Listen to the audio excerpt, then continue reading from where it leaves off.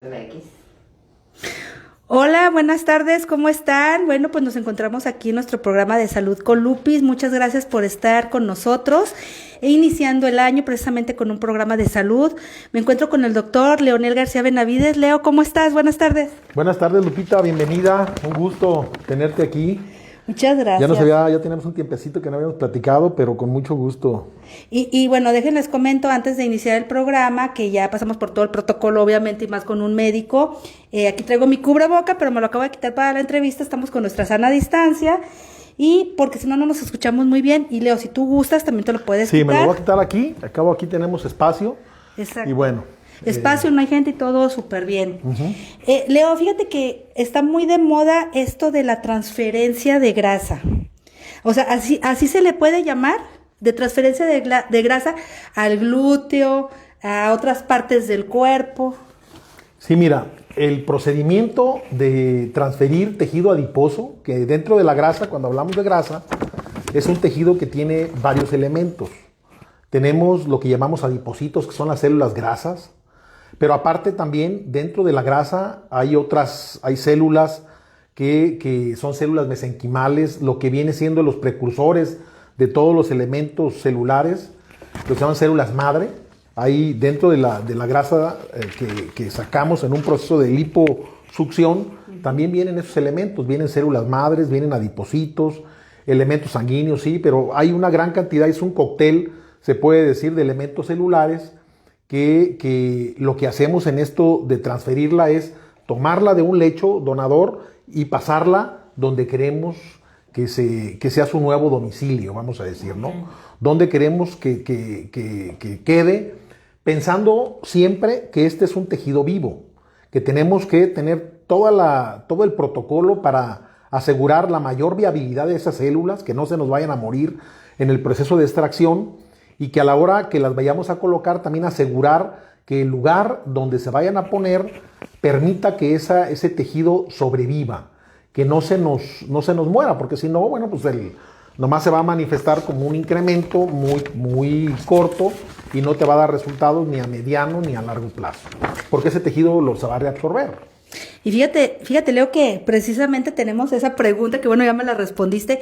Me verán aquí con el acordeón, pero no es acordeón. Lo que pasa es que tuvo mucho éxito, ahora sí que la publicación de lo que íbamos a hablar el día de hoy, y me traje algunas preguntas del público. Uh-huh. Y precisamente es eso, que preguntan que si sobrevive la grasa.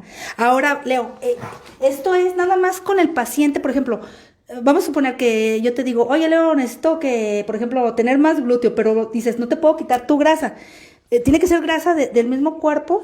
O sea, sí, no eso te es muy importante, porque obviamente el organismo tiene sistemas de detección muy eficaces para reconocer lo propio de lo extraño.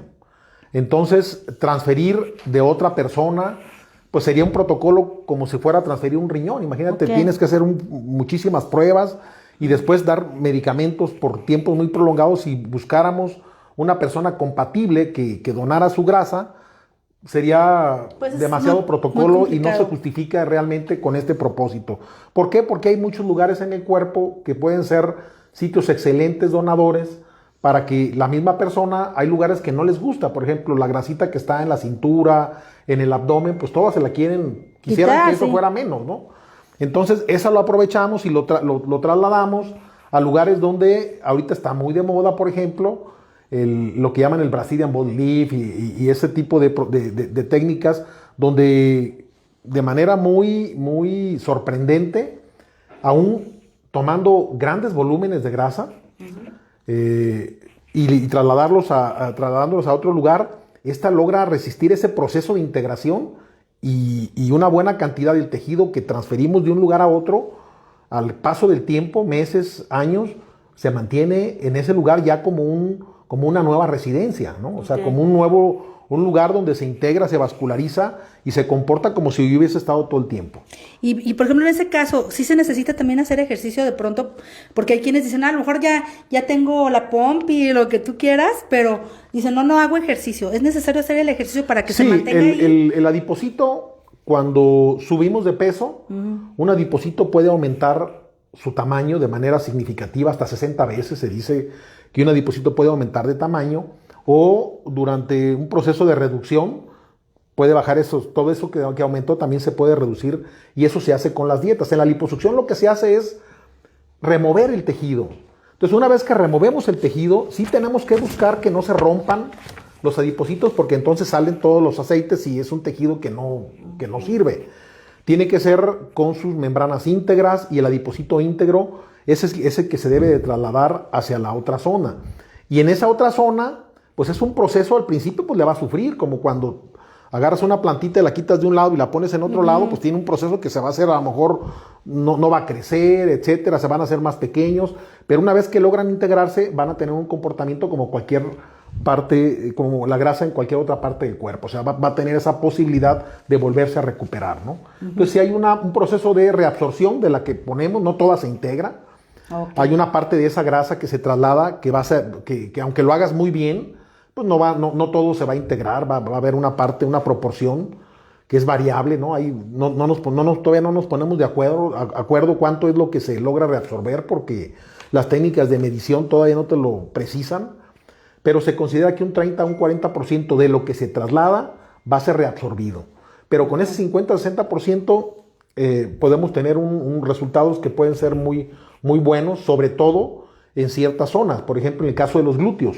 Okay. ¿Qué pasa en los glúteos? Que se combinan dos cosas. Una es que es un buen lecho receptor y otra es que quitamos la grasita de la cintura. Entonces, al quitar grasa de la cintura se va a proyectar mejor el glúteo y al meterle un poquito más, bueno, pues se va a ver todavía con mejor tono y mejor tesitura de la piel. Leo, fíjate, perdón, ya te interrumpí, si no se me va el avión. Estás hablando de liposucción, estás hablando de reducir la cintura. Sin embargo, también estaba por ahí leyendo y lo que habíamos platicado, que no solamente es por la liposucción, por el medio que le pueden quitar grasa al cuerpo, por hay otras partes del cuerpo que te pueden quitar la grasa también para poderte glúteos, ¿no? Sí, o hacer otro tipo de rellenos. El procedimiento es aspirarlo con una cánula, como es una liposucción, lo que sí que lo podemos trasladar y no nomás ponerlo en el glúteo, se pueden poner en la cara, por ejemplo, es muy común que se ponga grasita a la cara, porque es una zona que tiene mucha vascularidad, y entonces el proceso de integración se facilita cuando hay más vascularidad que cuando la vascularidad es muy pobre. Entonces la cara es una zona que es de las mejores para hacer la transferencia. Obviamente ahí son volúmenes pequeños para la cara. Para el glúteo lo que sorprende es que se empezaron con volúmenes pequeños, pero se ha popularizado tanto la técnica y se han ido incrementando las cantidades, que sorprende de pronto las cantidades que ahorita se transfieren. 300, 400, 500 centímetros cúbicos por cada glúteo. Ahorita son procedimientos que te puedo decir que son muy comunes y que se combinan casi en un 90% de las pacientes a las que se les hace liposucción. Y estás hablando, fíjate, también del glúteo. Estamos hablando nada más de transferencia de grasa, sin embargo también hay ¿cómo se llama? Los implantes. ¿No son muy recomendables o sí? Fíjate que el que se haya popularizado tanto la técnica de transferir grasa a los glúteos ha hecho que vayan cayendo en desuso los implantes. ¿Por qué? Porque la transferencia de grasa al glúteo pues es natural, ¿no? Y es muy fácil, casi no hay complicaciones, es muy segura, se pueden transferir volúmenes significativos con buen resultado estético, con satisfacción de la paciente, y nos evitamos el uso de implantes que todavía tienen obviamente su campo bien definido en pacientes en las que no tienes grasita, pues tienen que utilizar a fuerza un implante. Ahorita también es común hacer una combinación, se pone un implante y se le pone para que se vea el resultado más natural, se pone un poquito de grasita en un plano distinto, pero obviamente los implantes, pues en el caso del glúteo, como están sujetos a más presión, tienen un comportamiento diferente y hay que tener mucho más cuidado. Si la gente ahorita tan dinámica y la necesidad de estar activos y trabajar y seguir en tus actividades lo más pronto que puedas, pues hace que el implante de glúteo sea cada vez menos utilizado y se ha popularizado mucho el transferir grasa como técnica predilecta, yo pienso que en la gran mayoría de los cirujanos. Y Leo, y platicando ahorita un poco también, estamos hablando que estamos en pandemia y todo esto, ¿se puede también hacer ese tipo de cirugías? No hay riesgos, bueno, o todo tiene su riesgo, pues, pero me refiero en cuestión de que diga alguien, oye, es que yo a lo mejor ahorita en estos momentos quiero hacerme algo, ¿sí aplica o no? Sí aplica, pero hay protocolos, en estos momentos, protocolos que se tienen que seguir. Por ejemplo, afortunadamente ya se hacen más pruebas, Ya ahí está al alcance de la gente hacer pruebas para detectar un paciente que tenga COVID. Ahorita en los hospitales se restringen mucho el acceso de la gente, ya no puedes entrar 3, 4 familiares con una persona, se permite que entre una persona que lo acompañe. Tienen que estarse cambiando en todo caso, pero no puede haber gente una gran población pues dentro del hospital. Otra cosa es que se están tomando pruebas a todo paciente que se va a operar, aparte de las convencionales que tomamos. También ya se meten por lo menos pruebas rápidas, te lo exigen prácticamente todos los hospitales. Se hacen ya interrogatorios muy dirigidos para ver que no tengan alguna sintomatología sospechosa, ¿no? Y los hospitales que tienden a atender pacientes de cirugía plástica, pues no reciben pacientes que tienen alguna sospecha. O sea, la más mínimo de sospecha, ya los hospitales que reciben este tipo de pacientes están bien definidos y tienen áreas muy separadas del resto del hospital. Particularmente donde yo opero con más regularidad, pues no son clínicas que no reciben pacientes con problemas respiratorios de ningún tipo, ¿no? ¿Y riesgos, consecuencias de esto? Fíjate que como todo, del trasplante de grasa, no de COVID, sino de la grasa. Toda cirugía tiene sus riesgos, sus inconvenientes, pero se puede decir que de lo convencional, de una lipo convencional, esto casi queda en los mismos riesgos, que tienen que ver más con la formación de a veces seromas. Seromas es la acumulación de líquido debajo de la piel, que es un procedimiento que si se presenta, pues se corrige tampoco sin tanto problema, pero es lo más común. Y lo que es muy importante es buscar siempre la satisfacción del paciente. Entonces ahí, para tener un buen acuerdo de qué quiere la paciente y que uno identifique bien qué quiere la paciente, pues sí obliga a tener una plática muy detallada, ¿no? Para saber qué es lo que quiere la paciente y en ese sentido qué tú le puedes proporcionar para saber si la grasa es una buena alternativa o si quiere algo más, pues tendrías que proponerle alguna alternativa. Así es. Muy bien. Y Leo, pues ya casi terminamos. El día de hoy no es tanto programa, más bien una cápsula informativa.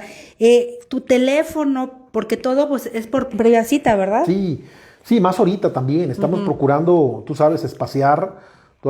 Estamos obligados a dar el ejemplo, a mantener las medidas de seguridad con todos nuestros pacientes y estamos espaciando las citas, que no se crucen. Muy bien. Estamos procurando que pues gentes con riesgo, pues que no haya comunicación con alguien que pueda representarle algún riesgo. Y obviamente desde que llegan, pues se les hace un interrogatorio igual, les hacemos la toma de la saturación y todo lo que podamos hacer en aras de prevenir, creo que es muy bienvenido, ¿no? Entonces yo creo que todas esas medidas, esos protocolos, igual los estamos aplicando. Les daría mi teléfono. El teléfono para citas es el 3330-550202. Ahí los atiende mi asistente Claudia y con mucho gusto. Cuando gusten, aquí estamos para servirles, platicar y ver qué quieren, ¿no? Y qué les podemos ofrecer. Es muy importante entender bien lo que la gente quiere para poderle ofrecer una buena propuesta. Esa plática previa es fundamental. Sí, ¿no? Porque de pronto van a algunos otros lados y llegan y quiero hacerme esto, pero ni siquiera les preguntan y después que no son buenos los resultados, o son buenos, pero no quedaron a lo mejor con esa satisfacción porque no preguntaron antes cómo iban a quedar. Yo estoy convencido. Al rato ya son problemas de gratis, de verdad. Yo estoy convencido que el mejor paciente es el más informado.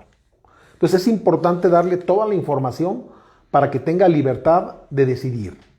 Y eso es lo que procuramos y nos damos el tiempo de que tengan toda la información, que sepan riesgos, complicaciones, posibilidades, cuáles son sus expectativas, porque el paciente, cuando tiene unas expectativas que no le vas a cumplir, va a ser un paciente insatisfecho. Entonces, hay que buscar cuál es la expectativa, tener un acuerdo para que haya satisfacción con el resultado.